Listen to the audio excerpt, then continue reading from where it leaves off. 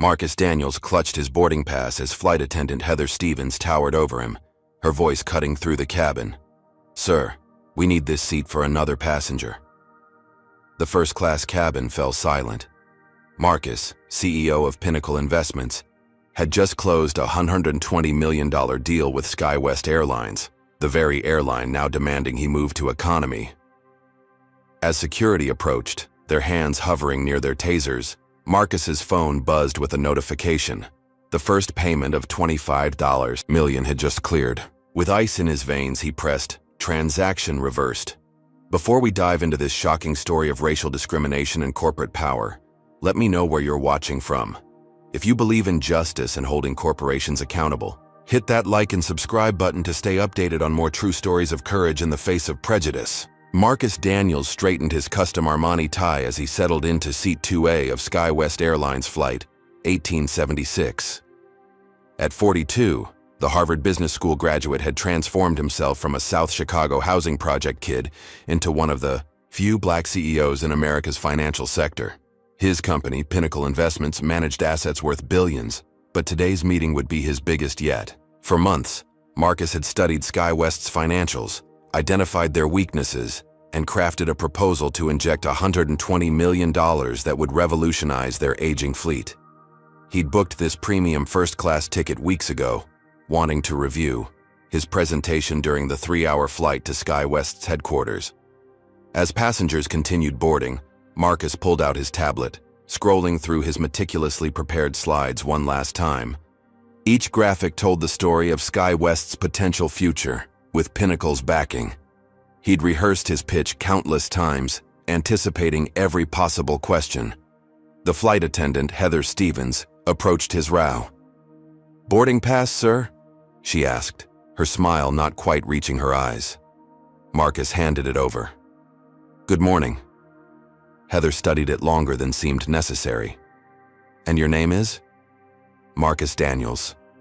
He maintained his professional demeanor, though he noticed the white businessman across the aisle hadn't been questioned. "And you're sure this is your seat?"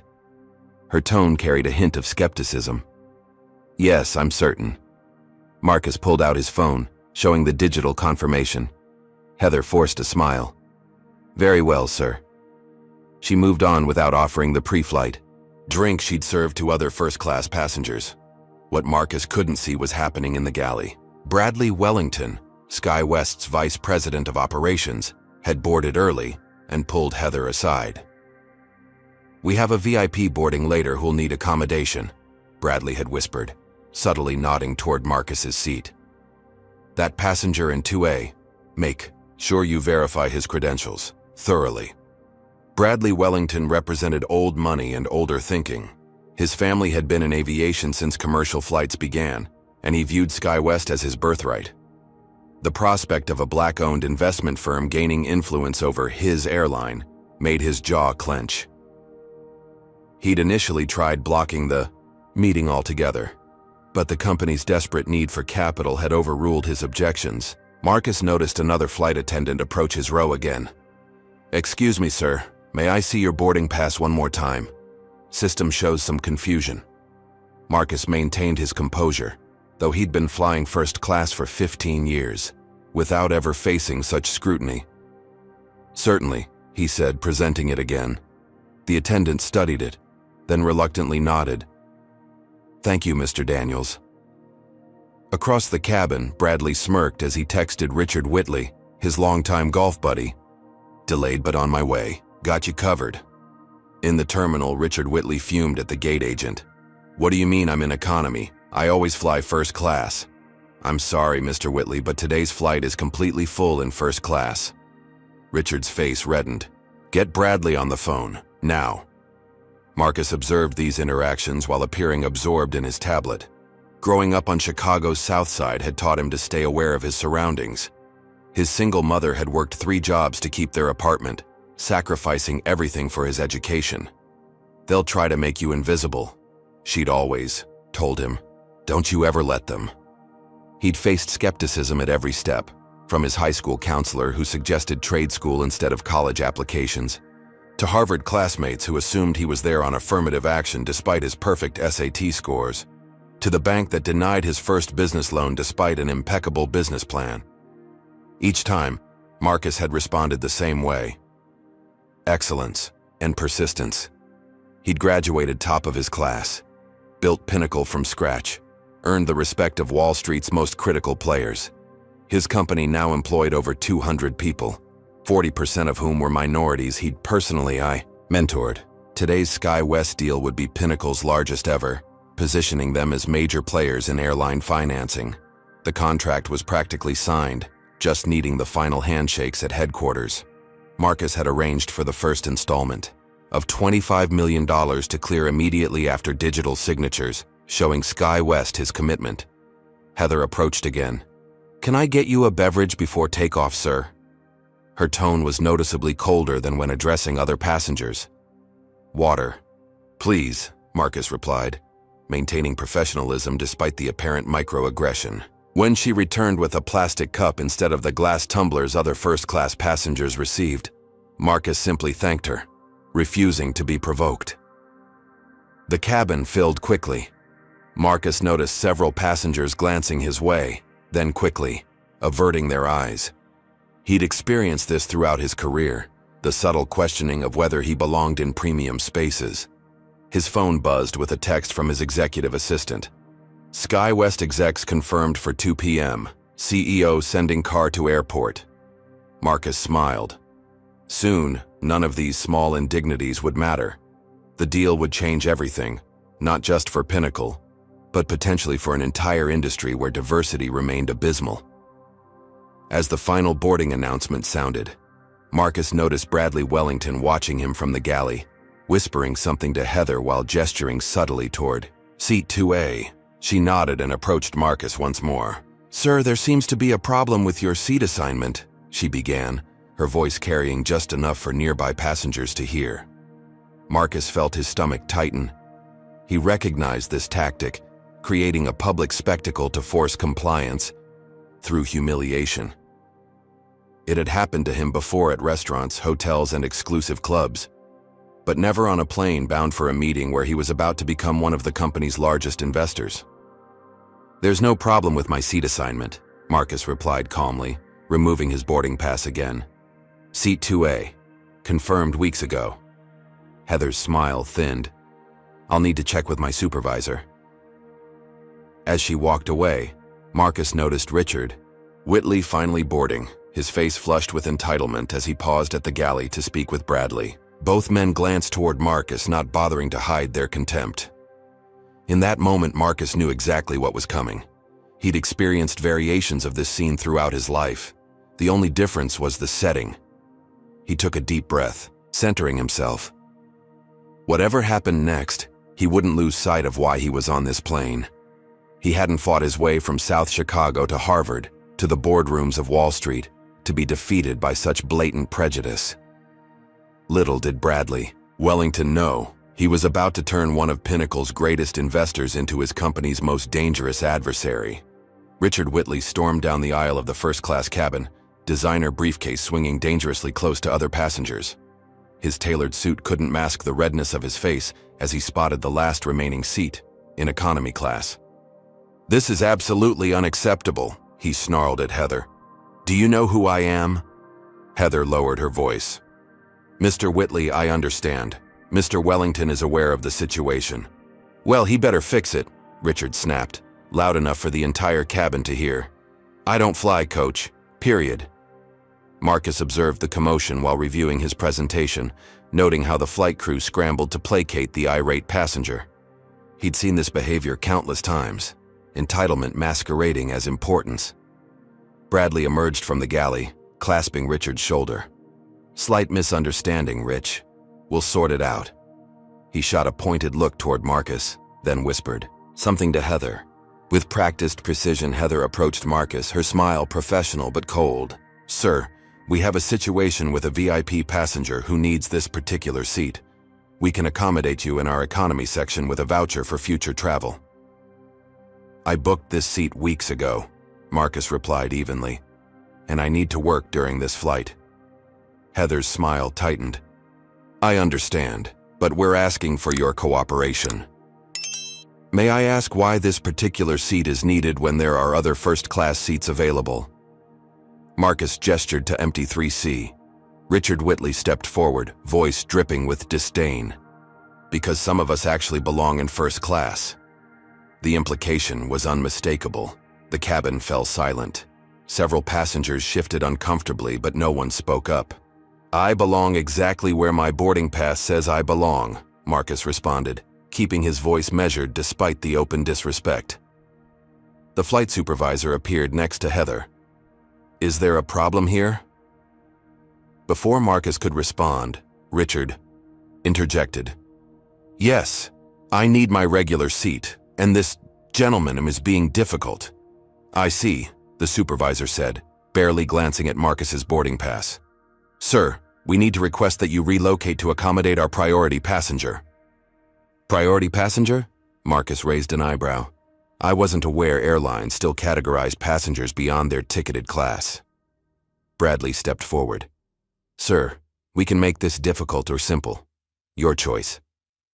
Marcus recognized the threat behind those words. I'd like to speak with the captain. The captain is preparing for takeoff, the supervisor replied curtly. This is a security matter now. Security? Marcus kept his voice level. How exactly is my sitting in the seat I purchased a security issue? As if on cue, 2 security officers appeared at the front of the cabin. Their hands rested casually near their tasers, a detail not lost on Marcus. Final call, sir, Bradley said with thinly veiled satisfaction. Move voluntarily or we'll have you removed. Marcus weighed his options. He could stand his ground and likely be forcibly removed, possibly arrested on manufactured charges of interfering with flight crew, a federal offense that could derail the entire deal. Or he could swallow this injustice and live to fight another. With decades of experience navigating such moments, Marcus made his choice. I'll relocate under protest, he said, gathering his briefcase. And I'll need your names and employee IDs.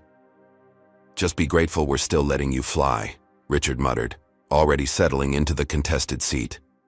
As Marcus stood, he noticed several passengers recording with their phones. The humiliation was being documented in real time.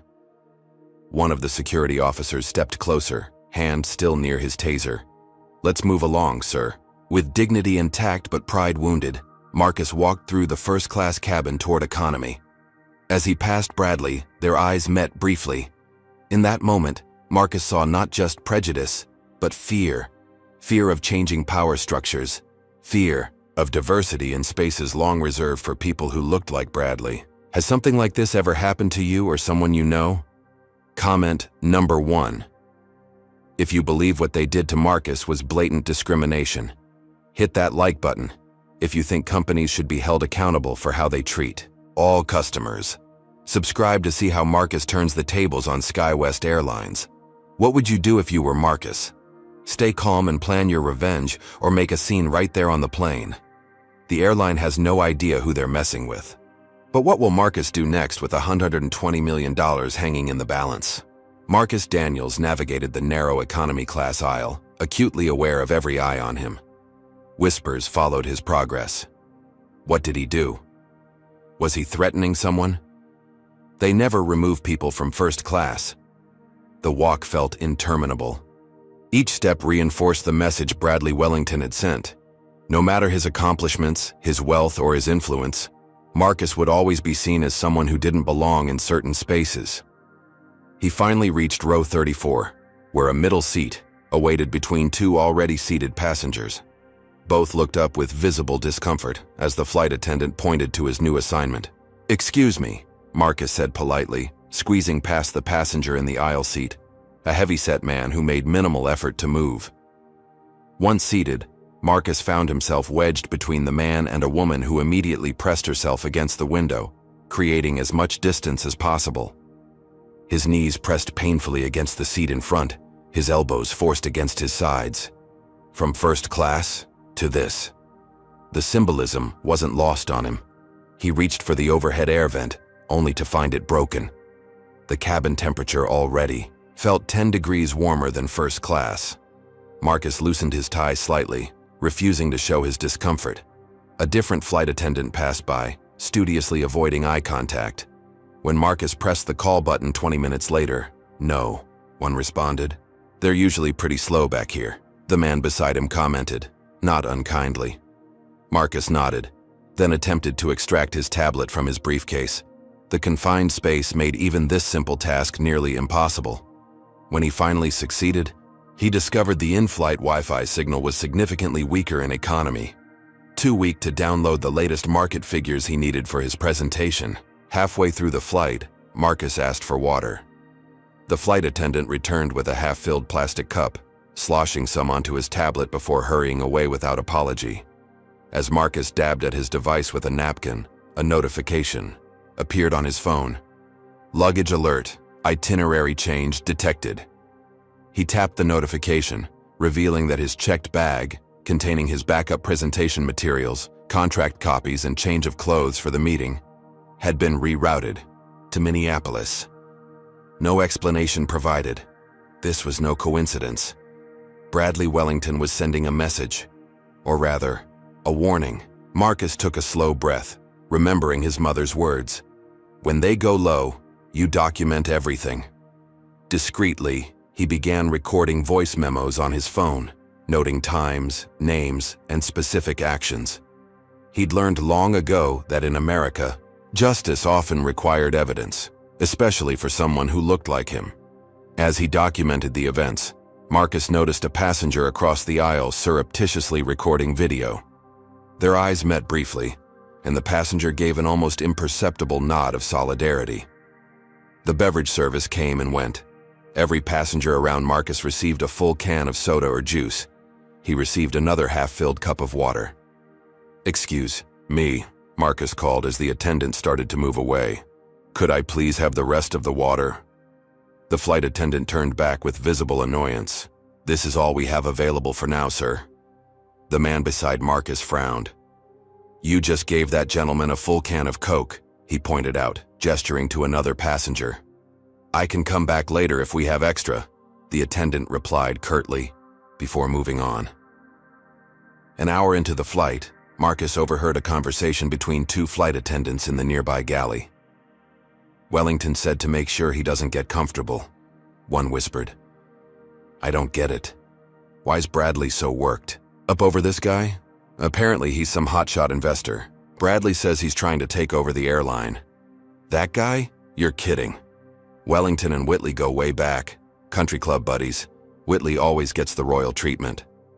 Marcus recorded this exchange too, the pieces falling into place. This wasn't just about a seat, it was about power, territory, and a deep-seated fear of change. He checked his phone again and noticed something unexpected. The video of his removal from first class had already been uploaded to social media. The hashtag, #Black CEO removed, was trending, with thousands of shares in just 30 minutes. One post read, "Disgusting treatment of black executive on our Sky West Air. Removed from first class to make room for white passenger. Black CEO removed." Another showed, "He had the boarding pass for that seat. Security called because he checks notes sat in the seat he paid for. Black CEO removed." The comments were flooding in by the minute. Some passengers on the very same flight were posting their own angles of the incident. Marcus watched with mixed emotions as his humiliation became a viral moment. On one hand, the public exposure might force accountability. On the other, he'd spent his entire career avoiding being reduced to nothing more than his race. He'd wanted to be known for his investment acumen, his business strategies, his mentorship, not as a victim of discrimination, but as his mother had always said, "Sometimes the spotlight finds you for reasons you didn't choose. What matters is what you do when it does." His phone buzzed with messages from Pinnacle's executive team, who'd already seen the videos. "Are you okay? Do you need legal intervention? Should we cancel the SkyWest meeting?" Marcus replied simply, "Proceeding as planned. We'll explain later." He glanced toward the front of the plane, where Bradley Wellington was visible, laughing with Richard Whitley over champagne. They had no idea that their actions had just been broadcast to millions. The plane began its descent. Marcus prepared himself mentally for the meeting ahead. He would need to compartmentalize this humiliation, to present himself as the consummate professional, despite arriving without his materials, in a wrinkled suit, and with the entire internet discussing his public degradation. Yet beneath his composed exterior, something had shifted. Marcus had built his career on strategic investments, on identifying opportunities where others saw only obstacles, and Bradley Wellington had just made a catastrophic investment mistake. He'd assumed Marcus's dignity was a price worth paying for Whitley's comfort. By the time the plane touched down, the video had been viewed over 2 million times. Sky West's social media team was frantically posting a generic apology about investigating the incident. But it was too late. The damage was already spiraling beyond their control. As the seatbelt sign turned off, Marcus remained seated, allowing the rush of passengers to subside. He didn't want to squeeze past anyone else today. He'd had enough of making himself smaller to accommodate others. The sleek SkyWest corporate headquarters rose 38 stories above downtown, its glass facade reflecting clouds and blue sky, a building designed to embody flight itself. Marcus Daniels emerged from his rideshare, straightening his suit, jacket. Despite the flight's indignities, he'd managed to freshen up in the airport restroom, maintaining the impeccable appearance that had become part of his professional armor. 2 security guards stood at the lobby entrance, their eyes tracking Marcus as he approached. He'd anticipated this moment, prepared for it with the same thoroughness he brought to every aspect of his career. "Good afternoon," Marcus greeted them confidently. "I have a 2 o'clock meeting with the executive team." The guards exchanged glances. "Name?" one asked, skepticism evident. "Marcus Daniels, CEO of Pinnacle Investments." The guard examined his tablet, then looked up with narrowed eyes. "There's a Mr. Daniels expected, but..." He hesitated. Marcus understood the unspoken words, "but not someone who looks like you." "I can provide identification," Marcus offered calmly, retrieving his driver's license and business card. The guard studied both, comparing the license photo to Marcus's face with unnecessary scrutiny. "Wait here, please." He stepped away to make a call. Marcus maintained his composed stance, aware of the second guard watching him closely, hand resting near his weapon. This scene had played out countless times throughout his career, the presumption of not belonging, of being an imposter.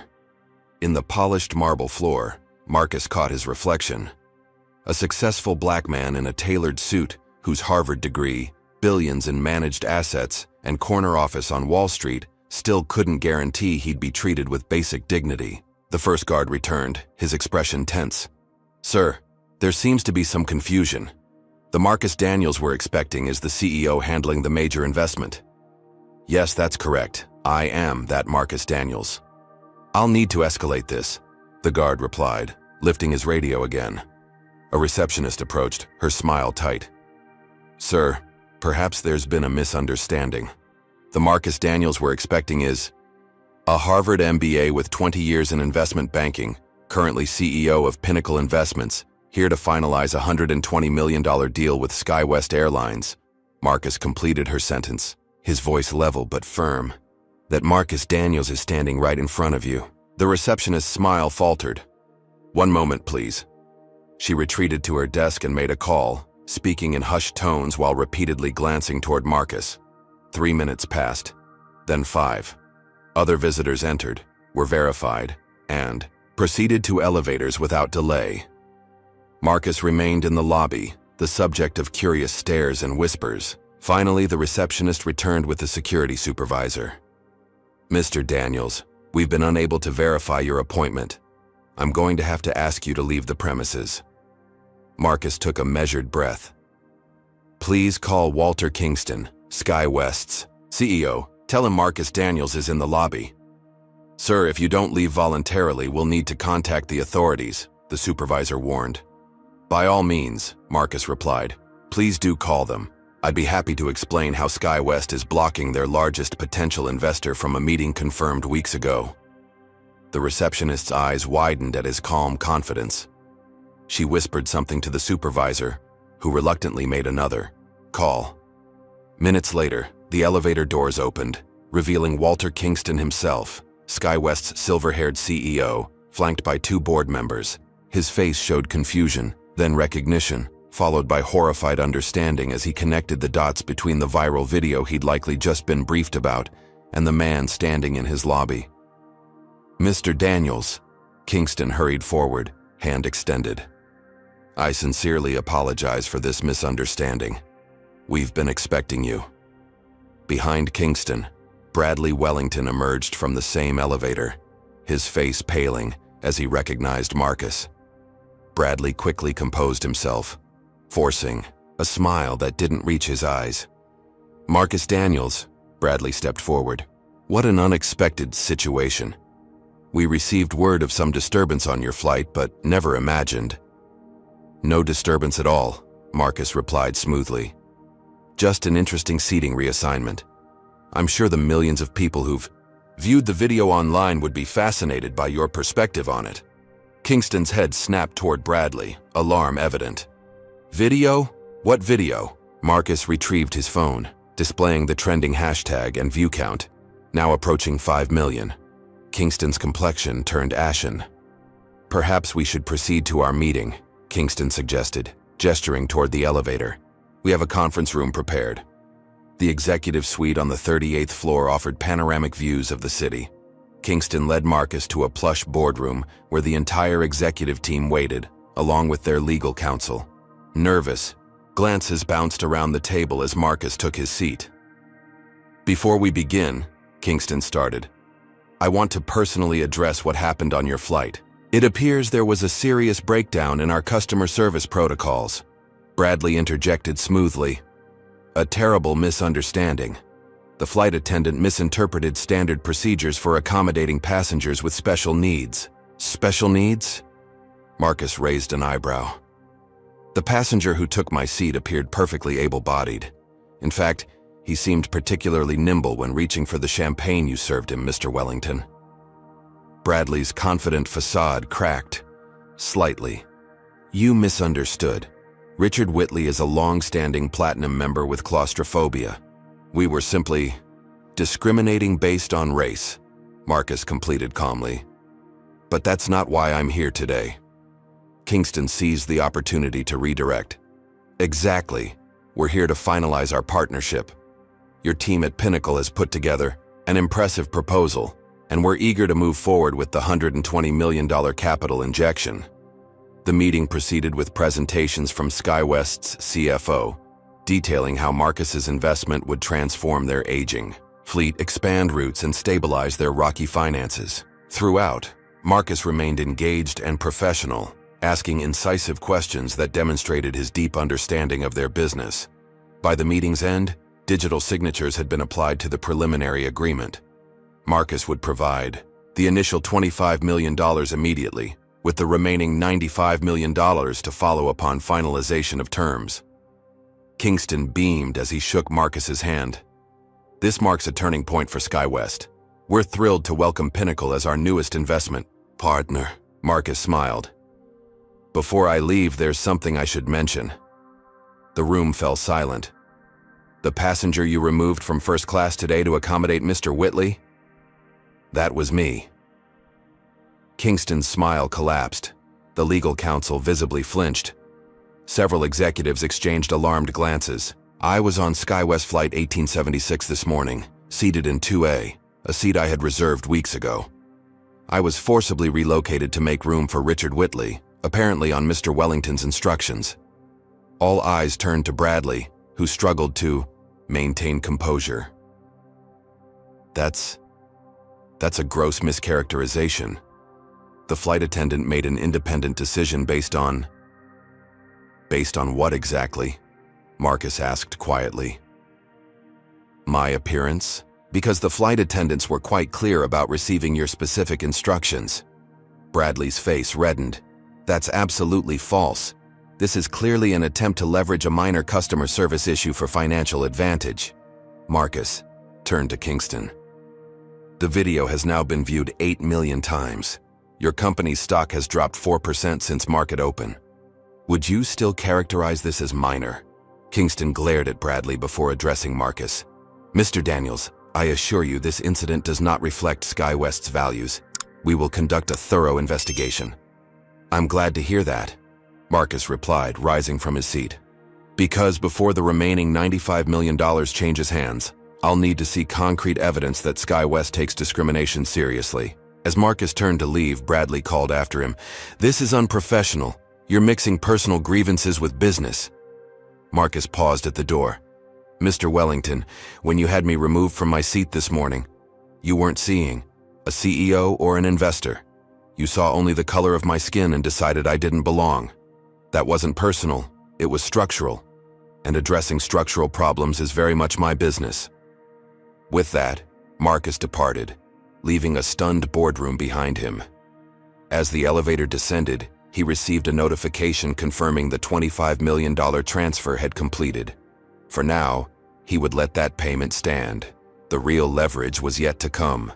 The hotel suite door closed behind Marcus with a soft click. Only then, in complete privacy, did he finally allow his shoulders to slump. The mask of calm confidence he'd maintained throughout the day cracked as he sank onto the edge of the bed, hands trembling slightly as the adrenaline ebbed. For several minutes he sat motionless, processing the day's events. Then, with deliberate movements, he removed his tie, walked to the minibar, and poured 3 fingers of bourbon. The amber liquid burned pleasantly as he took a long sip. His phone continued buzzing with notifications, journalists requesting comments, social media mentions multiplying by the minute, messages from friends and colleagues who'd recognized him in the viral video. Marcus silenced them all. Instead, he moved to the window overlooking the city skyline, memories flooding. Back unbidden, his mother walking him past exclusive restaurants in downtown Chicago telling him, "Someday, Marcus, you'll eat wherever you want, and nobody will tell you that you don't belong." His first internship at Goldman Sachs, where a senior partner had mistaken him for janitorial staff. The countless times he'd been followed in high-end stores. The taxi drivers who'd passed him by to pick up white passengers. Each incident had been filed away, compartmentalized. Each had fueled his determination to succeed in spaces where people who looked like him were rarities. But today's public humiliation had torn open old wounds. Marcus finished his drink and dialed a familiar number. "I saw the video," Dr. Elijah Washington answered without preamble. "You okay, son?"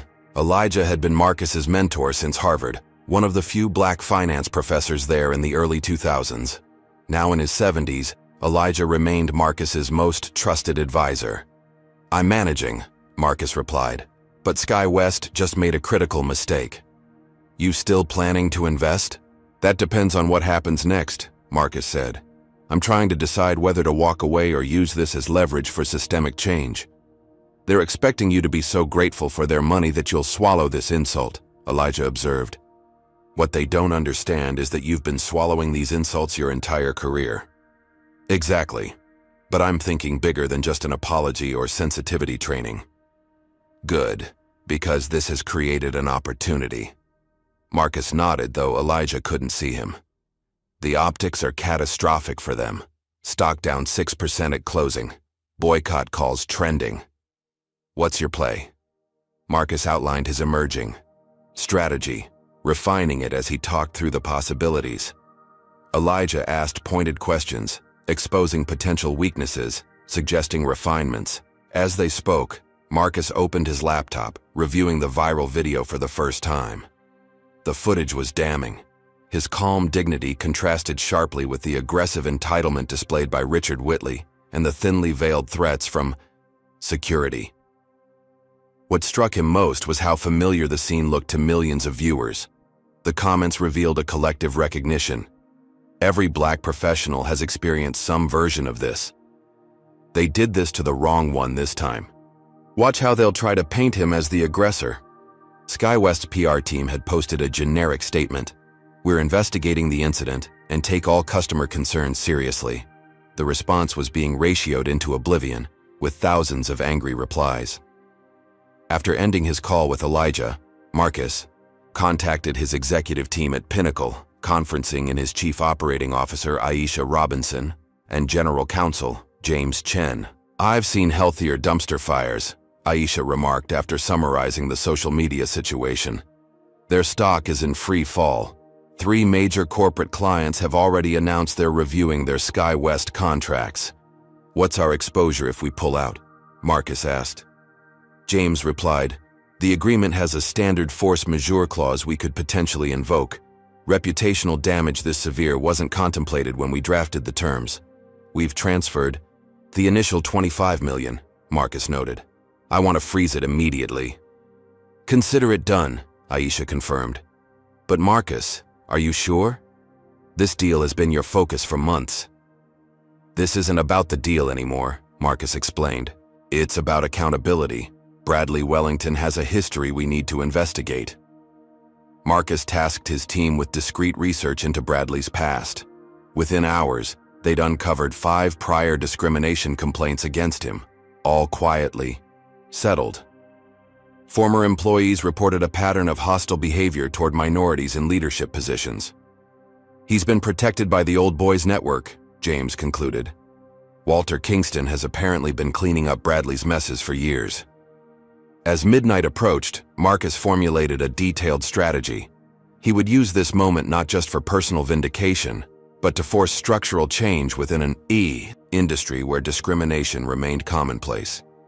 He drafted specific demands: a complete overhaul of SkyWest's hiring and promotion practices, mandatory bias training with measurable outcomes, a diverse board expansion, and Bradley Wellington's removal. Finally, Marcus called his bank and issued a critical instruction. Place a complete freeze on the $25 million transfer to SkyWest Airlines. Cite suspected fraudulent transaction. Within minutes, his phone rang. Walter Kingston, himself.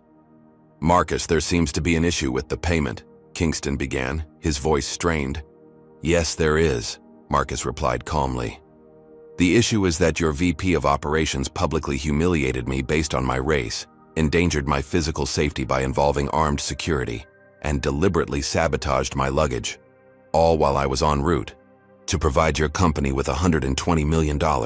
Marcus, I understand you're upset. I'm not upset, Walter. I'm calculating exactly how much institutional racism costs, both for its victims and for those who perpetuate it. The line went silent for several seconds. When Kingston spoke, again his tone had changed. What do you want? Justice, Marcus answered simply, and accountability. My team will send specific terms tomorrow. After ending the call, Marcus stood at the window again, looking out at the city lights. For the first time since the incident, he felt centered, in control. Have you ever been in a situation where you had to decide between walking away or fighting back? Comment number 1 if you believe Marcus is right to use his financial power to demand accountability. Hit that like button if you've ever had to stand up against discrimination in your own life. And don't forget to subscribe to see how SkyWest responds to Marcus freezing their $25 million. What would you do in Marcus's position? Would you pull your investment completely or use it as leverage for change? And what do you think Bradley Wellington will do now that his actions have cost his company millions? The battle is just beginning. By morning, SkyWest's stock had plummeted 12%. CNBC ran the headline: Discrimination incident costs airline $400 million in market value overnight. Financial analysts questioned the company's culture and leadership. Several major corporate clients had publicly suspended their travel contracts pending investigation. Marcus watched from his hotel room as Walter Kingston held an emergency press conference, promising a thorough internal review and appropriate action. Bradley Wellington stood behind him, face carefully composed into an expression of corporate concern. We at SkyWest have always valued diversity, Kingston declared, reading from a prepared statement. This unfortunate misunderstanding does not reflect our company values. Marcus's phone rang, his media liaison. Good morning, sir. We've received interview requests from 63 news outlets, including all major networks. Decline them all for now, Marcus instructed. Let's see how SkyWest responds to our terms first. His email pinged with a confidential communication from Kingston. Marcus, I've reviewed your demands. The bias training and hiring practice revisions are reasonable. However, removing Bradley Wellington is simply not feasible. He's been with the company 30 years and has significant board support. Can we discuss alternatives? Marcus didn't bother responding. The terms weren't negotiable. Meanwhile, Bradley Wellington was orchestrating his counteroffensive.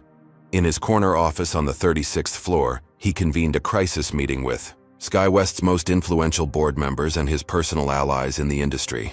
"This is a calculated attack," Bradley insisted, pacing behind his desk. "Daniels planned this from the beginning.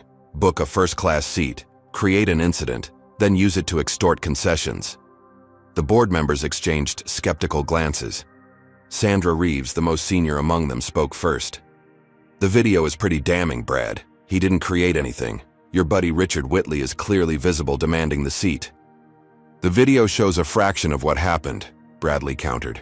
"Daniels was disruptive before filming started. Ask the crew." "And will they corroborate that story under oath?" Sandra pressed. Bradley ignored the question, pivoting to his prepared talking points. "Here's what concerns me. Pinnacle Investments has a history of targeting transportation companies, creating controversy, then acquiring them at depressed values. They did it with Midwest Railroads last year." This caught the board's attention. Bradley displayed slides, showing Pinnacle's acquisition history, carefully curated to suggest a predatory pattern. "Marcus Daniels isn't some innocent victim," Bradley continued. "He's a financial shark exploiting racial tensions to weaken us. His ultimate goal isn't investing, it's taking control of SkyWest." By afternoon, Bradley's narrative began seeping into financial news coverage. A Bloomberg analyst questioned Pinnacle's opportunistic tactics. The Wall Street Journal ran a profile examining Marcus's aggressive acquisition strategy. Bradley didn't stop there. He contacted Richard Whitley, who sat on the boards of several companies where Pinnacle sought investment opportunities. "Make some calls," Bradley instructed. "Let people know Daniels is unreliable, emotional, playing the race card to cover for financial weakness." Richard readily agreed. Within hours, rumors circulated through exclusive country clubs and private dining rooms that Pinnacle faced liquidity problems, that Marcus's emotional reaction suggested instability. 3 potential Pinnacle clients suddenly postponed scheduled meetings. A major bank placed their pending loan agreement under additional review. Marcus observed these developments with calm calculation. He'd anticipated Bradley's counterattack. It followed the predictable playbook used against minorities who challenged power structures. His team reported each new rumor, each canceled meeting, each subtle shift in the financial community's reception. Marcus listened without surprise. "They're saying Pinnacle is overleveraged," Aisha reported during their evening briefing. 2. Hedge funds have reduced their positions in our managed funds. "Bradley's fingerprints are all over this," James added. "He's activating his network systematically." Marcus nodded. "Exactly as expected. How's our financial position?" "Rock solid," Aisha confirmed. "We've got contingency liquidity for precisely this scenario." "And the SkyWest situation?" "Kingston's desperate," James reported. "Their Q2 projections required your investment. Without it, they'll miss earnings targets catastrophically." Marcus opened his laptop, reviewing a secure folder labeled Wellington Files. His investigators had been busy, compiling Bradley's history of discriminatory behavior. 5 separate incidents of black executives being undermined, reassigned, or forced out. 2 female VPs who'd left after interactions with Bradley.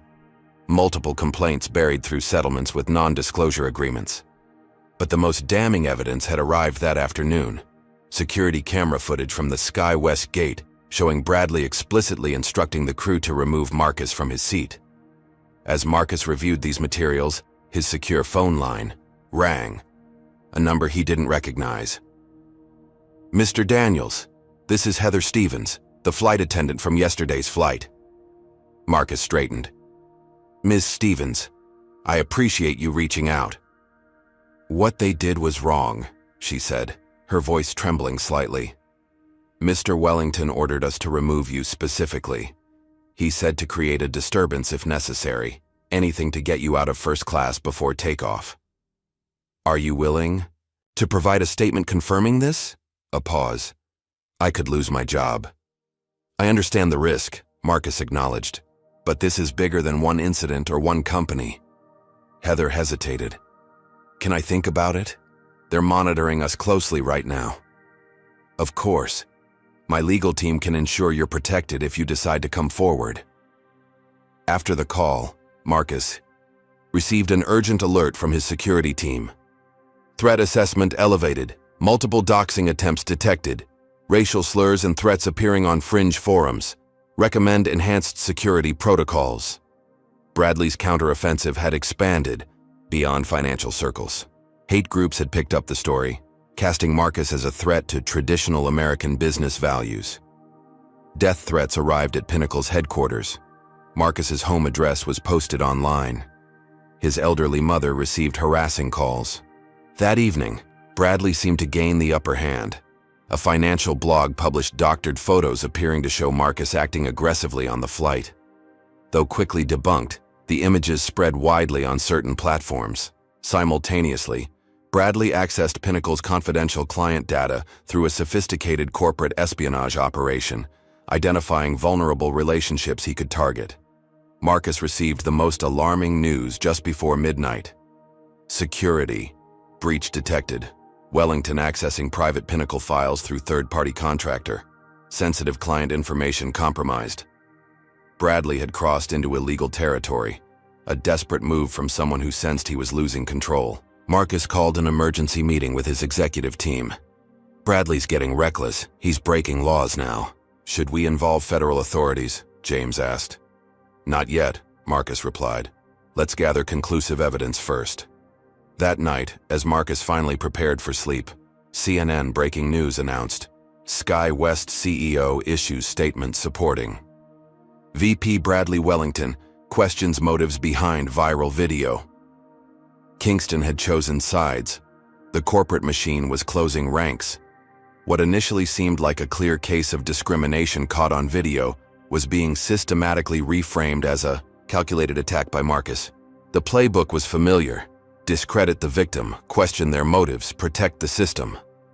Marcus turned off the television, oddly calm. He'd expected this phase, the moment when power structures reveal their self-protective reflexes. Your move, Bradley, he murmured to the darkened room. Keep digging your hole deeper. Dawn found Marcus already at work in a secure conference room he'd established in a different hotel. He'd relocated overnight as a security precaution, leaving no digital trail. The room now functioned as Pinnacle's command center for operation. Accountability, their internal code name for the Sky West response. Good morning, team, Marcus greeted his assembled specialists as they connected through encrypted video conference. Status updates, please. Maya Chen, head of Pinnacle's newly formed investigative unit, began. We've identified 17 former Sky West employees who experienced discrimination under Bradley Wellington's leadership. 7 are willing to speak on record.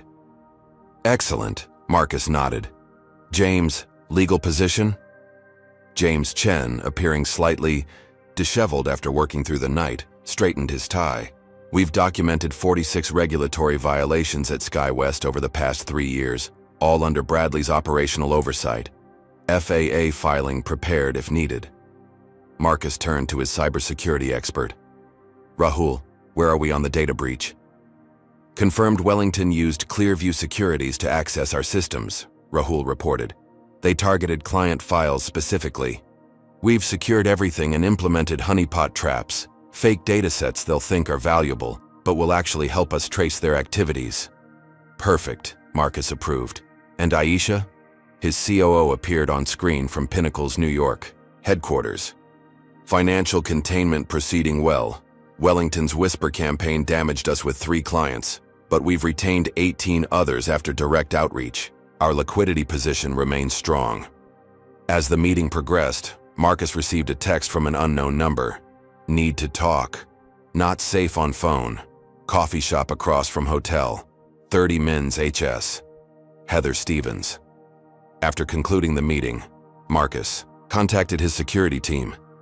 I need a public location sweep and escort, possible informant meeting. 20 minutes later, with security personnel positioned discreetly around the coffee shop, Marcus sat at a corner table, back to the wall, with clear sightlines to all entrances. Heather arrived looking exhausted, constantly glancing over her shoulder. She slid into the seat across from him without ordering. "I can't stay long," she began, voice barely above a whisper. "They're watching us. Flight crew who might support you are being reassigned to international routes, effectively silenced." "Thank you for taking this risk," Marcus said sincerely. Heather placed a USB drive on the table. "It's all here. Recordings of Bradley's instructions before your flight, documentation of other incidents, internal emails about passenger reclassification based on appearance." Her hand trembled. "There's a pattern. It's not just you." "This is incredibly brave, Heather." "They're trying to buy my silence," she confessed. "Bradley offered a promotion to international first-class routes if I sign a statement saying you were disruptive. And if you don't sign, I'll be downsized in the next round of cuts." She checked her watch nervously. "I have to go. My supervisor thinks I'm at a doctor's appointment." As Heather rose to leave, she added, "Check the recording from March 15th. Another black executive, similar situation. Bradley called it seat reclamation in his email." With the USB secure, Marcus returned to the command center. The evidence Heather provided proved invaluable. Detailed documentation of numerous discrimination incidents, all bearing Bradley Wellington's digital fingerprints. Most damning was a recording of Bradley instructing Heather before Marcus's flight. "I don't care what his boarding pass says. Find a reason to move him. Richard Whitley needs that seat and he doesn't want to sit next to, well, you know, make it happen." Marcus's team worked methodically, correlating Heather's evidence with complaints they'd independently gathered. A clear pattern emerged. At least 9 instances where non-white passengers with first-class tickets had been reaccommodated when certain VIPs requested their seats. By mid-afternoon, Marcus received a concerning update from his security team. "Subject Wellington has contacted Clearview Securities again. Surveillance indicates possible targeting of Stevens Heather." Marcus immediately dispatched protection for Heather and alerted her to the threat. Hours later, his caution proved justified when Heather called, badly shaken. "Someone broke into my apartment," she reported. "Nothing taken, but my personal files were searched, and my work laptop is missing. Are you safe now?"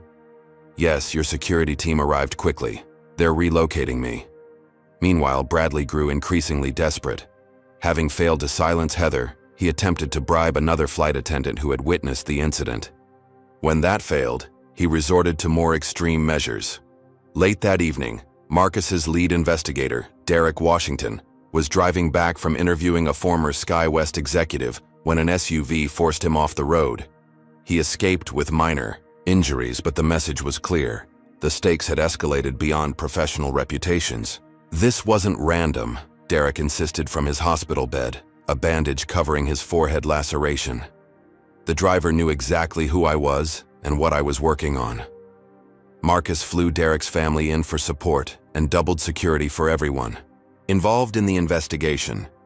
What had begun as a case of discrimination had evolved into something more sinister. The next morning, Marcus received a call from Walter Kingston. "Marcus, this has gone far enough," Kingston began, his voice betraying stress. "Let's resolve this situation like businessmen. SkyWest is prepared to offer you a seat on our board, plus a substantial settlement if you'll release the frozen funds and sign an NDA." "Walter, this stopped being a business matter the moment your VP endangered my safety," Marcus replied. "Now it's about accountability." Bradley made a mistake. Not a mistake, a choice. One he's made repeatedly, based on the evidence we've gathered. Kingston's tone hardened. Evidence, or a disgruntled employee with an agenda? Multiple employees, multiple incidents, plus security footage, emails and recordings, Marcus countered. "The pattern is undeniable. These allegations could seriously damage—" "They already have, Walter, and they'll continue to until you address the root cause." After hanging up, Marcus noticed a new development online. Bradley had apparently decided on a public reversal of strategy. SkyWest released a statement claiming their internal investigation had revealed Marcus was disruptive and had voluntarily moved to economy after being offered compensation. This blatant lie might have worked in the pre-social media era, but dozens of passengers had filmed the incident, and their footage contradicted every aspect of SkyWest's statement. The airline's credibility collapsed further as independent journalists began connecting the dots between Marcus's case and other discrimination incidents. Bradley's history of problematic behavior became front-page news. Yet Bradley remained defiant, telling CNBC, "This is a targeted campaign by Pinnacle Investments to devalue SkyWest for acquisition. Marcus Daniels is playing the race card to distract from his predatory business tactics." That evening, as Marcus reviewed the day's developments, he received an unexpected message from Sandra Reeves, the senior SkyWest board member. "This has gone too far. Some of us want to talk, privately." For the first time since the incident, Marcus sensed a fracture in SkyWest's united front. Bradley's increasingly reckless tactics were alienating his own allies. "Gather everyone," Marcus instructed his team. "It's time to present our evidence to select board members. Bradley's making critical errors. Let's capitalize on them." "We're live in 5, 4, 3. The producer silently mouthed the final countdown as Marcus Daniels sat across from veteran news anchor Catherine Reynolds in CNN's studio. The red light illuminated on the camera, and Catherine turned to face the viewing audience of millions. "Good evening. Tonight we're joined by Marcus Daniels, CEO of Pinnacle Investments, who found himself at the center of a viral discrimination incident aboard a SkyWest Airlines flight last week. Mr. Daniels, thank you for being here." "Thank you for having me, Catherine," Marcus replied, his posture relaxed yet dignified in his perfectly tailored navy suit. For those who haven't seen the video, though at nearly 30 million views, that's increasingly few people, can you walk us through what happened? With measured precision, Marcus recounted the events, neither embellishing nor downplaying the humiliation he'd experienced. His calm demeanor stood in stark contrast to the outrageous treatment he described. "What's most concerning," he concluded, "is that this wasn't an isolated incident. We've uncovered a pattern of similar discrimination at SkyWest, particularly involving Bradley Wellington, their VP of Operations." "SkyWest has claimed you were being disruptive," Catherine noted. "How do you respond?" "The videos speak for themselves," Marcus replied simply. "Multiple passengers recorded the incident from different angles. None show any disruptive behavior on my part. And the financial aspect, you've frozen a $25 million payment to SkyWest. Yes, Pinnacle cannot in good conscience invest in a company that permits systemic discrimination. We've presented SkyWest with specific structural changes required before we proceed with our investment." As the interview continued, Marcus struck a perfect balance, professional yet passionate, firm yet reasonable. He didn't appear angry or vindictive, but rather determined to create meaningful change. The impact was immediate. "Hold SkyWest accountable" began trending before the interview even concluded. SkyWest's stock, which had briefly stabilized that morning, plunged another 8% in after-hours trading. Back in his hotel room, Marcus watched as major corporate clients publicly suspended their SkyWest contracts. The airline's once reliable government contracts came under review. Travel sites added consumer warnings to SkyWest bookings. His phone rang, Aisha with an update. "Your interview destroyed them. Kingston's office has been calling every 15 minutes. The board is in emergency session." And Bradley, doubling down, he scheduled his own interview tomorrow morning on Fox Business. Marcus nodded to himself. "Perfect. Let him keep talking." The following morning, Bradley Wellington appeared on screen, dressed in an expensive but slightly ill-fitting suit, his complexion flushed despite professional makeup. "This is a calculated attack," Bradley insisted when asked about the incident. "Marcus Daniels deliberately created this situation to lower our stock value. Pinnacle has a history of these tactics," the interviewer pressed, "but the video clearly shows." "The video doesn't show what happened before filming started," Bradley interrupted. "Daniels was argumentative with our crew. He refused reasonable accommodation offers." When questioned about the discrimination allegations, Bradley became defensive. I find it offensive that any time a person of color doesn't get exactly what they want, they immediately claim discrimination. Sky West has an exemplary diversity record. The performance was disastrous. Bradley appeared evasive, entitled, and increasingly agitated. By contrast, Marcus's composed interview continued gaining positive attention across the political spectrum. Sky West's crisis deepened hourly. Bradley's Fox interview spawned new memes and video compilations contrasting his claims with footage from the plane. Celebrity influencers voiced support for Marcus. A major civil rights organization announced plans to investigate Sky West's practices. By midday, Sky West's market capitalization had lost over $800 million since the incident began, more than 6 times Marcus's frozen investment. Yet Bradley wasn't finished. Through his country club connections, he planted a story in the New York Post suggesting Marcus had a sealed criminal record. Though completely fabricated, the story gained traction in certain circles. "They're getting desperate," James observed during their strategy call. "But it's having some impact." 2 institutional investors called asking about these rumors. Marcus remained unfazed. Expected. Bradley's following the classic playbook. When facts aren't on your side, attack the victim's character. His media team monitored the situation carefully, noting which outlets amplified Bradley's false claims and which pursued factual reporting. They strategically released supporting evidence to trusted journalists, gradually building an irrefutable public case. Another opportunity presented itself when a prominent black business podcast requested Marcus as a guest. Rather than focusing solely on the incident, Marcus used the platform to discuss broader issues of discrimination in corporate America and his vision for change.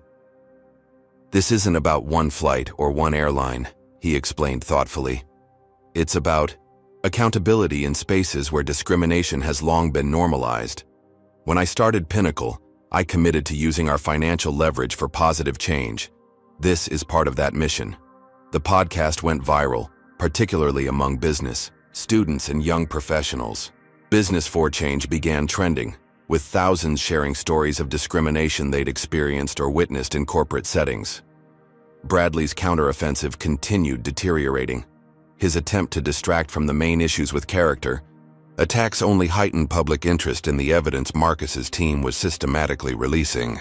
The most damaging blow came when 3 major celebrities shared their own negative experiences on Sky West flights, specifically mentioning Bradley Wellington's involvement. Their combined social media reach exceeded 50 million followers. Sky West's corporate clients continued abandoning ship.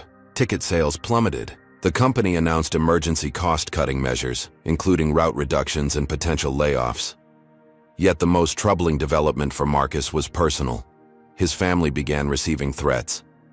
His elderly mother's home address was published on extremist forums.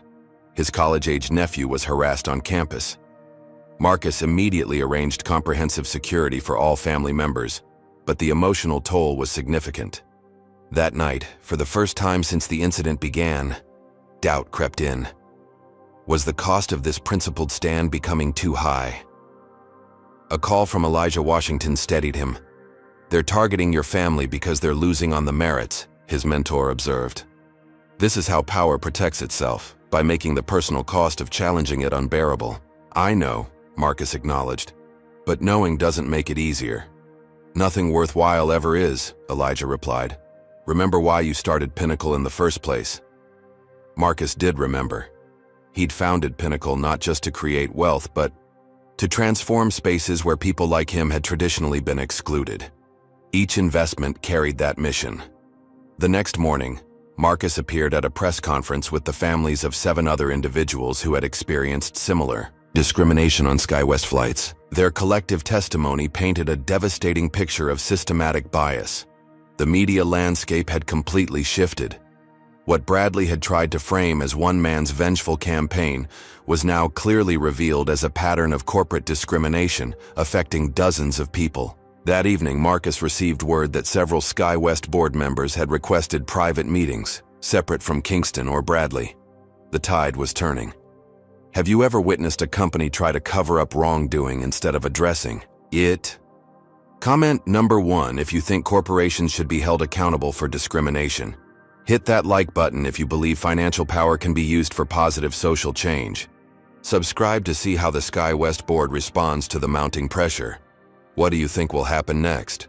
Will Bradley finally face consequences for his actions, or will corporate connections protect him once again?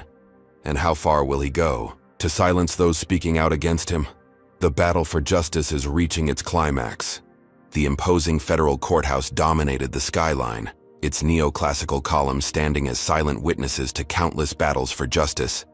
Today, those columns would witness another, SkyWest Airlines versus Pinnacle Investments, an emergency hearing on SkyWest's motion to force the release of the frozen $25 million. Marcus Daniels sat beside his legal team, watching as SkyWest's attorneys arranged their materials at the opposing table. Bradley Wellington and Walter Kingston occupied prime positions behind their lawyers, Bradley leaning forward to whisper instructions while Kingston appeared increasingly haggard. Judge Raymond Harrington entered, a Reagan appointee with 30 years on the bench. His reputation for strict adherence to contract law had initially concerned Marcus's team. Court is now in session, the bailiff announced, the Honorable Judge Raymond Harrington presiding. SkyWest's lead counsel, Elizabeth Morgan, rose first. Your Honor, this is a straightforward contract dispute. Pinnacle Investments signed a binding agreement to provide capital investment to SkyWest Airlines. The initial payment of $25 million was processed, then illegally reversed by Mr. Daniels in a vindictive response to a minor customer service issue.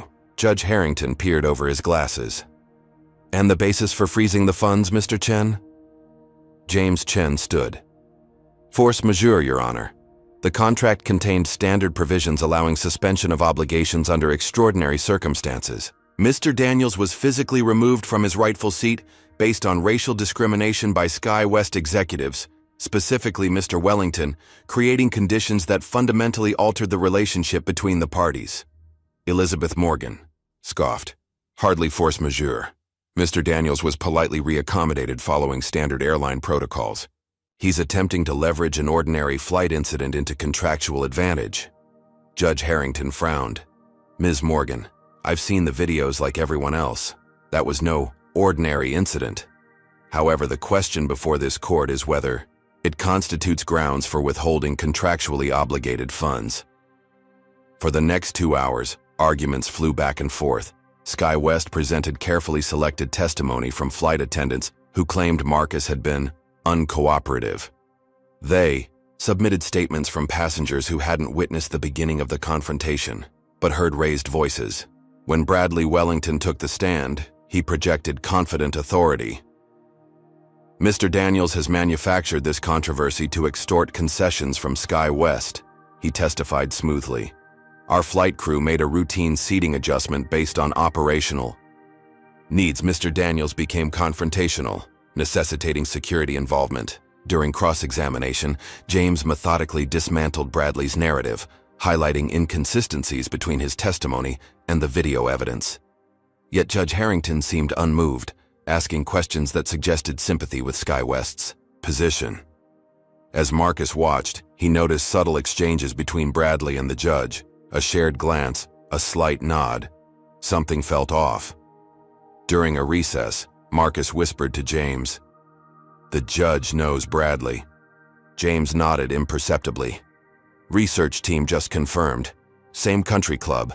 Harrington's son interned at SkyWest last summer, in Bradley's department. Should we request recusal? Too late. It would antagonize him further.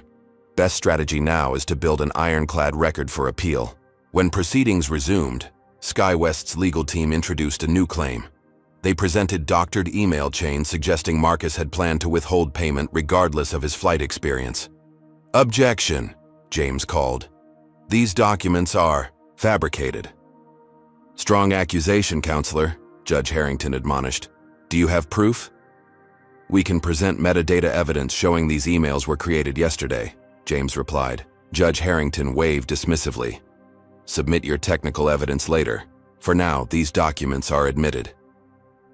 By late afternoon, the pattern was unmistakable. Judge Harrington systematically favored SkyWest's arguments while finding procedural reasons to exclude Pinnacle's strongest evidence. Then came the most damaging blow. The judge ruled that Heather Stevens' testimony was inadmissible on a technicality. Her employment contract contained an arbitration clause that Sky West argued prevented her from testifying in federal court. Without Heather's direct account of Bradley's instructions, Marcus's case weakened substantially. James fought valiantly against each adverse ruling, but Judge Harrington seemed determined to rule for Sky West. As the court day ended, Judge Harrington announced, "I'll issue my ruling tomorrow morning at 9. Based on today's proceedings, I'm inclined to grant Sky West's motion and order the immediate release of funds." The courtroom began emptying. Bradley caught Marcus's eye across the room, his expression triumphant. "Nothing personal," he mouthed silently, his smile revealing it was, in fact, deeply personal. Outside the courthouse, reporters swarmed. Kingston made a brief statement expressing confidence in the legal process, while Bradley added, "Truth prevails over social media manipulation.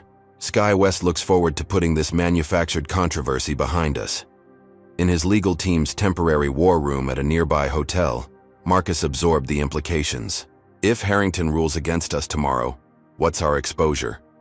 James grimaced. "Beyond the $25 million, there's potential for damages, legal fees, and reputational harm. More concerning, it creates precedent that could undermine discrimination. Cases industry-wide." Marcus paced the room, thinking through options. "If the system is rigged, we need to change the venue." "Appeal will take months," James cautioned. "I'm not talking about legal venues." Marcus turned to Aisha.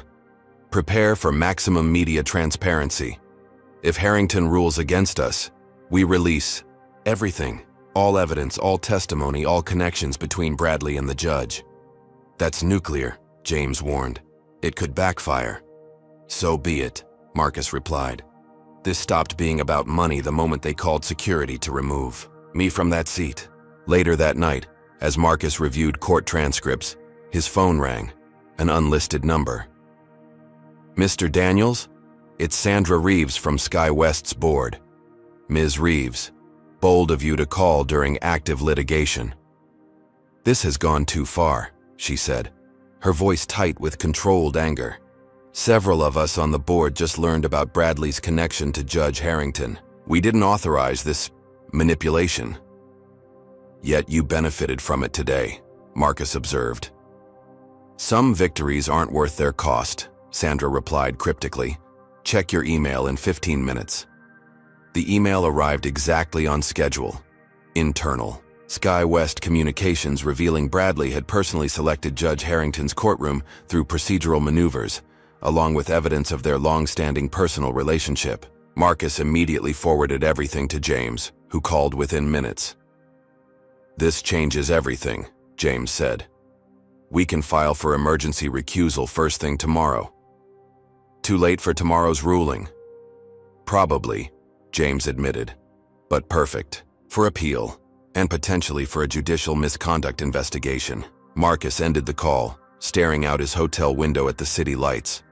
Tomorrow's ruling would likely go against Pinnacle, a tactical loss strategically engineered by Bradley Wellington. Across town, Bradley was undoubtedly celebrating his apparent victory. But in the complex chess game they were playing, Marcus had just gained something far more valuable than a favorable ruling. He'd exposed corruption at the heart of the system Bradley relied upon for protection. The real battle was just beginning. The ruling came down exactly as expected. Judge Harrington ordered the immediate release of the frozen funds, plus punitive damages for contractual interference. His written opinion contained language that could have been drafted by Sky West's legal team, dismissing discrimination claims as opportunistic leverage tactics. Bradley Wellington's victory lap began immediately. Sky West's PR team issued triumphant statements about vindication and justice served. Financial analysts upgraded the airline stock, which rebounded 7% by midday. Bradley himself appeared on CNBC, projecting gracious magnanimity. "While we're pleased with the court's decision, Sky West remains committed to addressing any legitimate concerns about our customer service," he stated smoothly. "We hope Mr. Daniels will now honor his contractual obligations so both companies can move forward productively." The carefully crafted narrative seemed to be working. Market sentiment shifted perceptibly as commentators questioned whether the viral incident had been overblown. Several publications ran features examining trial by social media and the dangers of rushing to judgment. Marcus watched these developments from a secure location, having moved again after receiving credible security threats. His team had anticipated this shift and prepared accordingly. Judge Harrington gave them exactly what they wanted, James reported. We've already filed our appeal and judicial misconduct complaint. How long until those are heard? Marcus asked. Months, potentially. The system works slowly, which benefits those already in power. Marcus nodded thoughtfully. Then we accelerate. Their strategic pivot began subtly. First, Marcus's team released documentation of Judge Harrington's connections to Bradley Wellington, not through press statements, but through secure channels to trusted investigative journalists. The evidence included photographs of them golfing together weeks before the hearing and records of text messages discussing the case. By evening, judicial ethics experts were appearing on news programs, questioning the legitimacy of Harrington's ruling. The legal victory Bradley had been celebrating suddenly appeared tainted. But the true turning point came unexpectedly. As Marcus reviewed strategy with his team, his secure line rang. Heather Stevens. "They're coming after me," she began without preamble, her voice shaking.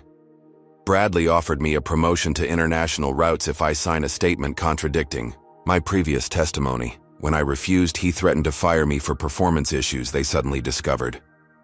"Are you safe?" Marcus asked immediately. "For now. But there's more."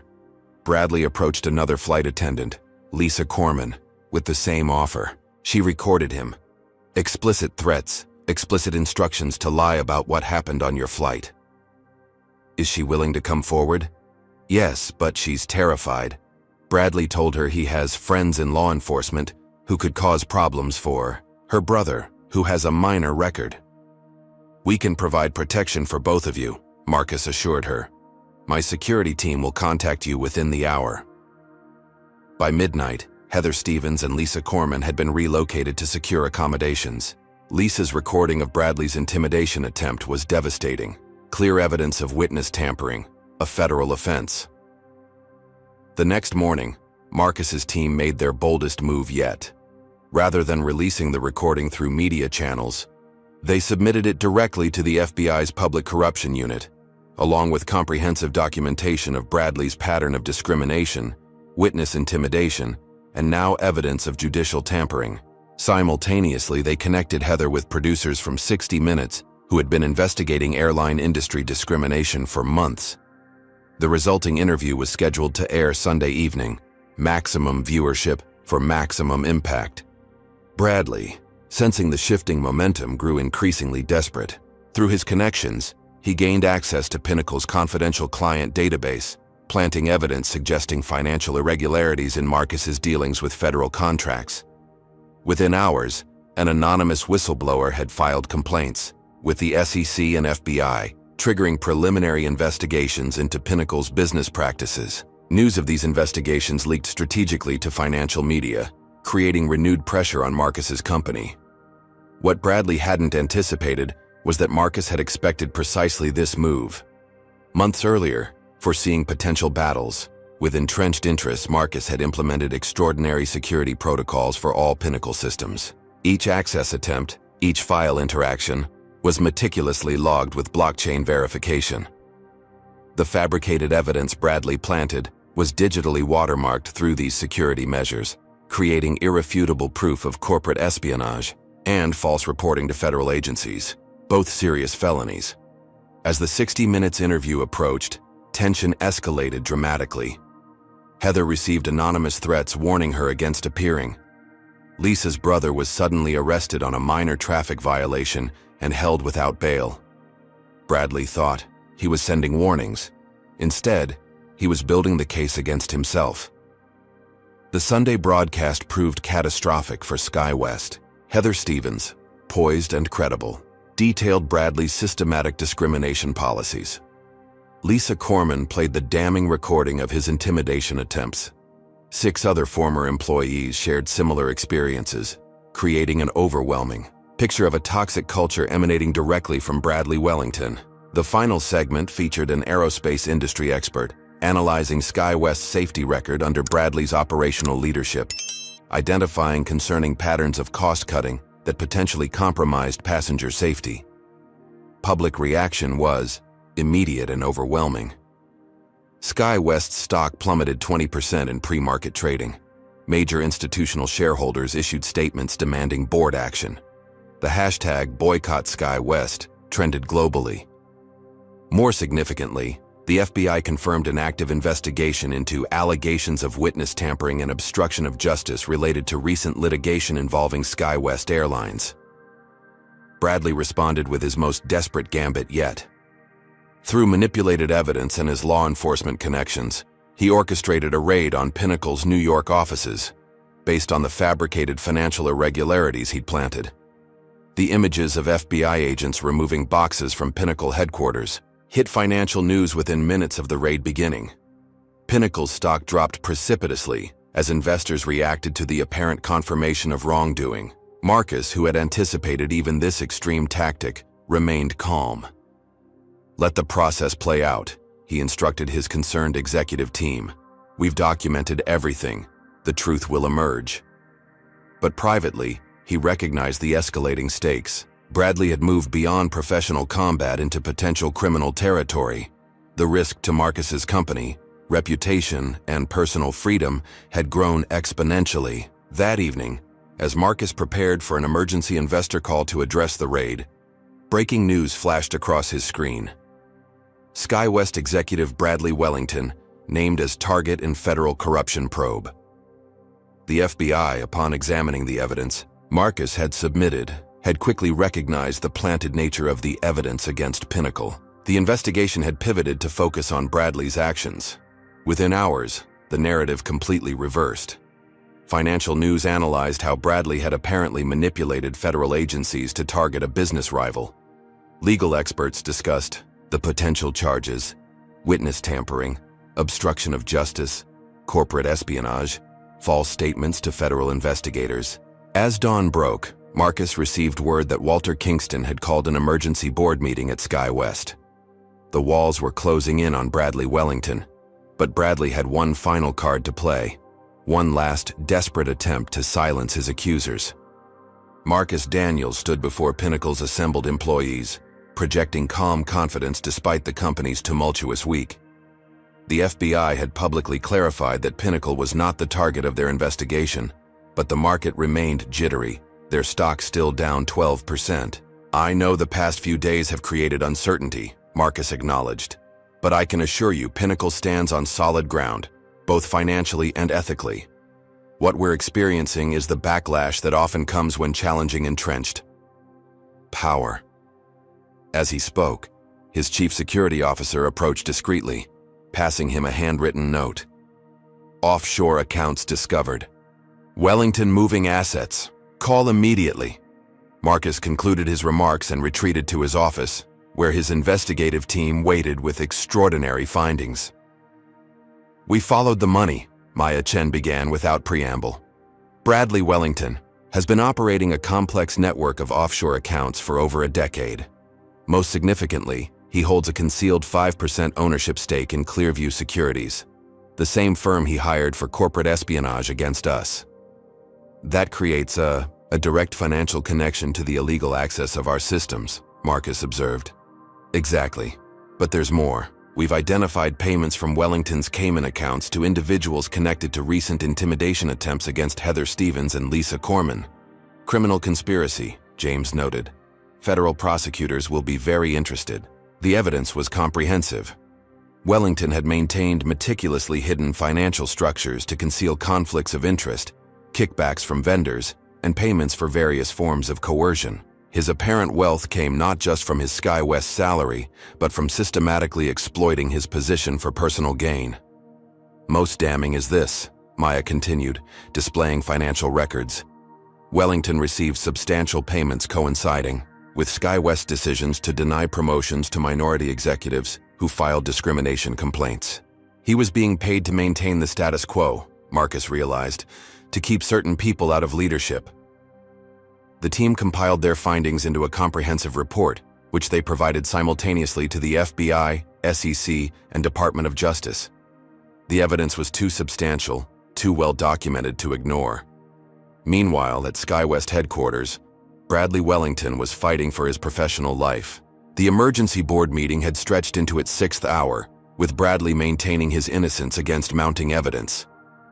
"This is a calculated attack by Daniels," Bradley insisted. "He's manipulating federal agencies just like he manipulated social media." Sandra Reeves, who had emerged as Bradley's most vocal critic on the board, responded coldly. "The FBI doesn't launch investigations based on Twitter trends, Bradley. They have evidence you've been unable to refute. This company stood by you through the initial incident," Walter Kingston added, his former ally now visibly distancing himself. "We accepted your explanation that Daniels was being difficult. We supported you through the public backlash. But witness intimidation? Offshore accounts? This goes far beyond a seating dispute." As pressure mounted in the boardroom, Bradley's composure began cracking. His carefully constructed professional persona, polished, measured, authoritative, gave way to flashes of the raw entitlement and anger that had driven his actions against Marcus.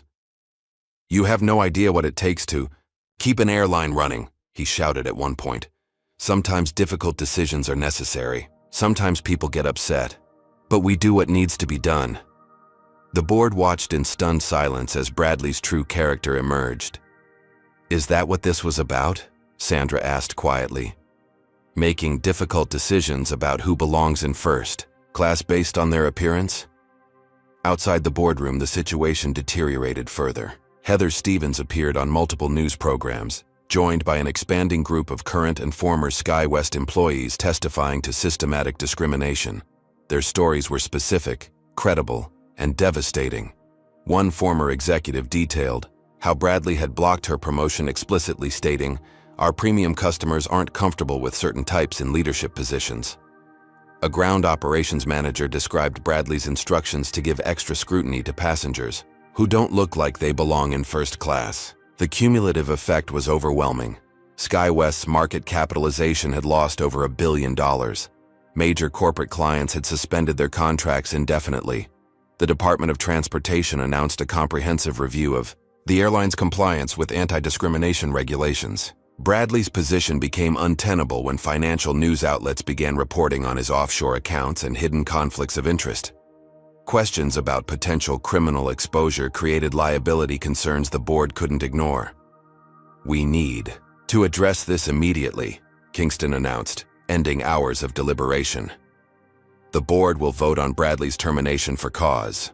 Sensing defeat, Bradley made a final desperate play. "If I go down, I'm not going alone." He pulled out his phone, displaying emails and text messages. "Walter knew everything. He approved my handling of passenger reassignments years ago. He specifically told me to keep Daniels out of first class that day." The boardroom erupted in chaos. Kingston vehemently denied the allegations while Bradley produced increasingly damning communications showing leadership's complicity in discriminatory practices. As the board descended into accusatory chaos, federal agents arrived with warrants to search Bradley's office and electronic devices. Tipped off by a sympathetic executive assistant, Bradley attempted to delete incriminating files and communications before they could be seized. This desperate act of evidence destruction was captured by security cameras, providing prosecutors with clear obstruction of justice charges regardless of the underlying investigation's outcome. By evening, the situation had reached its breaking point. The board voted unanimously to terminate Bradley Wellington for cause, effective immediately. SkyWest issued a public statement distancing itself from his actions and pledging full cooperation with federal investigators. Marcus received this news while meeting with his expanded legal team to coordinate their response to the rapidly evolving situation. The termination represented a significant victory, but fell far short of the structural change required. "They're scapegoating Bradley to save the institution," Marcus observed. "Same playbook we've seen countless times. Sacrifice one person while protecting the system that enabled them." His suspicions were confirmed when Walter Kingston held a press conference characterizing Bradley as a rogue executive whose actions in no way reflected SkyWest's values or policies. "I find it telling," Marcus commented to his team, "that Kingston is more outraged by Bradley's financial improprieties than by his systematic discrimination. One threatened the company's money, the other merely harmed human beings." As Bradley Wellington faced the professional and legal consequences of his actions, Marcus focused on the bigger picture. Bradley was a symptom of a deeper disease, a corporate culture that tolerated or even rewarded discrimination as long as it remained discreet. "We don't just want Bradley Wellington removed," Marcus told his team. "We want systems that prevent the next Bradley Wellington from gaining power in the first place." The final revelation came unexpectedly. Among the documents federal agents seized from Bradley's office was a confidential memo from Walter Kingston, dated 3 years earlier, outlining a passenger comfort strategy that included specific protocols for managing cabin demographics on premium routes. Kingston had not merely tolerated Bradley's discriminatory practices, he had helped create them. 6 weeks after the incident that sparked the controversy, Marcus Daniels stood before a very different SkyWest board.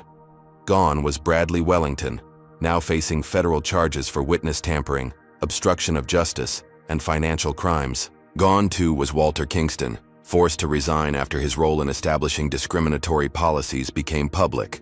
Sandra Reeves, elevated to interim CEO, had requested this meeting personally. Beside her sat 5 new board members, appointed as part of SkyWest's comprehensive restructuring. "Thank you for agreeing to meet, Mr. Daniels," Sandra began. "We've spent weeks conducting an unflinching examination of SkyWest's culture and practices. What we found was deeply troubling, systemic issues far beyond one executive's actions." She slid a document across the table, SkyWest's newly adopted anti-discrimination and inclusion framework, a comprehensive overhaul of hiring, promotion, training, and customer service protocols. "This represents our commitment to meaningful change," Sandra continued. "We've established measurable benchmarks, transparent reporting, and executive compensation tied directly to diversity outcomes." Marcus reviewed the document carefully. It contained many of the specific reforms he'd proposed, plus additional measures developed through consultation with civil rights organizations and industry experts. "Impressive," he acknowledged. "But policies are only as effective as their implementation." "Which is why we're here," Sandra replied. "SkyWest is formally requesting that Pinnacle reconsider its investment position under substantially revised terms." The new proposal outlined a transformed relationship. Pinnacle would receive expanded equity stake and board representation, including permanent seats on SkyWest's ethics and compensation committees.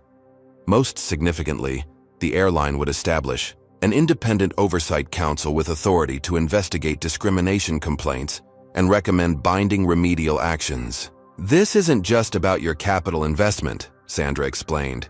"We need partners who will hold us accountable during this transformation. Who better than the person who exposed our failures so publicly?"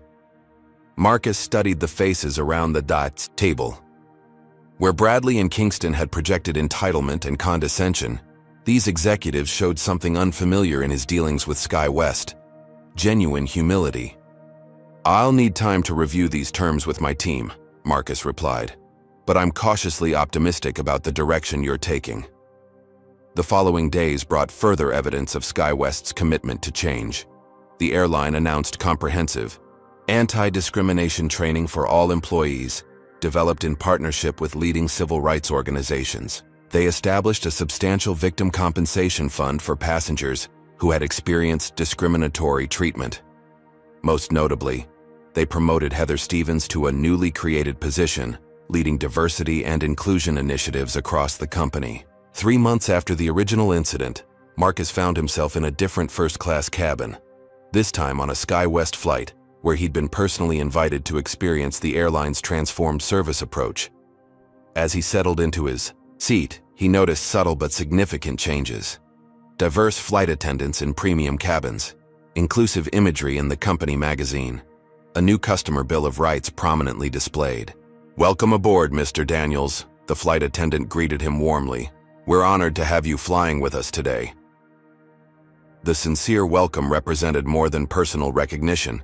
It symbolized a fundamental shift in culture, the beginning of necessary transformation across an entire industry. Later that week, Marcus finalized the renewed investment agreement with SkyWest, now expanded to $150 million. The deal made headlines throughout the financial and transportation sectors, not just for its size, but for its groundbreaking governance provisions.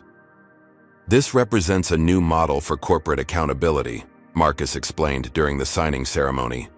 Pinnacle believes financial investment should drive positive social transformation, not merely economic returns. In the aftermath, Marcus established the Corporate Accountability Foundation, dedicated to fighting discrimination across industries.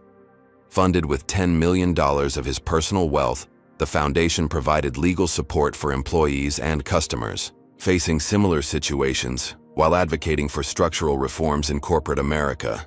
The foundation's first initiative supported a class action lawsuit against another major airline with documented patterns of discrimination. Within months, that airline announced preemptive reforms rather than risk the kind of public reckoning SkyWest had experienced. Bradley Wellington's legal troubles mounted as federal investigations expanded beyond the initial charges. Prosecutors discovered his discrimination practices extended to hiring and vendor selection, with qualified minority candidates and businesses systematically excluded. He eventually accepted a plea agreement carrying substantial financial penalties and prison time. Walter Kingston fared somewhat better legally, though his professional reputation never recovered. His memo outlining passenger comfort strategies became a case study in how corporate euphemisms often mask discriminatory intent. For Marcus, the most meaningful outcome wasn't punitive, but transformative. SkyWest's painful public reckoning had triggered industry-wide self-examination. Major airlines reviewed their policies, enhanced training, and established clear anti-discrimination protocols. Passengers of color reported measurable improvements in their treatment across multiple carriers. 1 year after the incident, Marcus boarded another SkyWest flight, this time as the newly appointed chairman of their expanded board. The position represented the culmination of his strategy, using financial leverage to gain governance authority and drive sustainable change from within. As he moved through the terminal, Marcus passed a diverse group of pilot trainees in SkyWest uniforms, part of the airline's new initiative to address historic underrepresentation in technical roles. Several nodded respectfully, recognizing the man whose stand against discrimination had helped create their opportunities. Settling into his seat, Marcus reflected on the journey that had brought him here. What began as a humiliating moment of discrimination had catalyzed meaningful change across an entire industry. The financial power he'd built throughout his career had proven effective not just for creating wealth, but for dismantling barriers that had persisted for generations. His phone buzzed with a notification. Judge Raymond Harrington had been removed from the federal bench following a judicial misconduct investigation stemming from his handling of the SkyWest case. Another system of protection for the privileged had faced necessary accountability. As the plane ascended, Marcus opened his laptop to review applications for the Corporate Accountability Foundation's newest initiative, a leadership development program for minority executives in transportation industries. The program would create pipelines for diverse talent to reach decision-making positions, ensuring the changes triggered by his experience would outlive any single case or company. The flight attendant approached with a genuine smile. "Can I get you anything, Mr. Chairman?" "Just a water, thank you," Marcus replied, returning her smile. This time, she brought it in a proper glass, filled to the top. Marcus Daniels' story offers profound lessons about confronting racism in corporate America. First, it demonstrates how financial leverage can become a powerful tool for social change when wielded strategically. Marcus didn't merely seek personal vindication. He recognized an opportunity to create systemic transformation across an entire industry. Second, the story highlights how discrimination often depends on systems of protection, from biased judges to complicit executives, that must be dismantled collectively. Third, we see that meaningful change requires more than removing problematic individuals. It demands restructuring the environments that enabled them. Perhaps most importantly, the narrative reminds us that accountability begins with documentation and evidence. Marcus's methodical gathering of proof transformed a personal humiliation into an irrefutable case for reform. Finally, The resolution shows that true justice isn't merely punitive but transformative, creating new pathways for those previously excluded. Real change happens when those with power use it not just for personal success, but to remake spaces where others like them have been systematically denied equal treatment and dignity. What moment in this story resonated most deeply with you? Have you ever witnessed or experienced discrimination that went unchallenged because of power imbalances? Comment below and share your thoughts. If you believe in using whatever influence you have to create positive change, hit that like button and subscribe to our channel for more stories of courage and accountability. Share this video with someone who needs to understand how discrimination operates and how it can be effectively challenged. Thank you for listening, and remember, justice isn't just about what happens in courtrooms, it's about the everyday choices we make to stand against discrimination when we see it.